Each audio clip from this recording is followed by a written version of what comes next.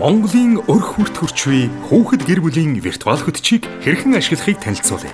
Таны хүлээн авсан энэхүү AR стикер нь хүүхэд гэр бүлийн хөгжил хамгаалалтай холбоотой баталгаат мэдээлэл зөвлөгөө авах виртуал хөтөч юм. Юуны өмнө стикер дээр байрлах QR кодыг уншуулан AR Mongolia аппликейшнийг татаж суулгана. Мөн та eMongolia аппликейшн руу орж QR унших хэсгээс AR камер нээх хэсгийг сонгон ашиглах боломжтой.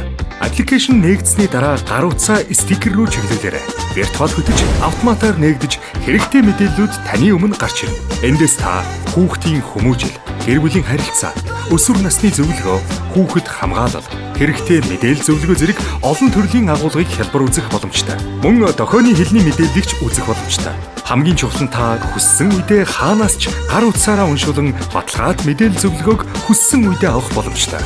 Хэрв виртуал хөтчийн дуу гарахгүй байвал гар утасныхаа silence mode тохиргоог шалгаарай. Та өдөр, шөнө, амралтын өдөр ч хамаагүй хүссэн үедээ дахин уншуулан хялбар ашиглах боломжтой. Тиймээс энэхүү стикерээ гэр бүлийн бүх хүн харах боломжтой тохиромжтой газарт нааж ашиглаарай. Өрх бүрт хүүхэд гэр бүлийн виртуал хөтөч байрлахаар боллоо. Хэрэгтэй мөч хүрт таны дэргэд.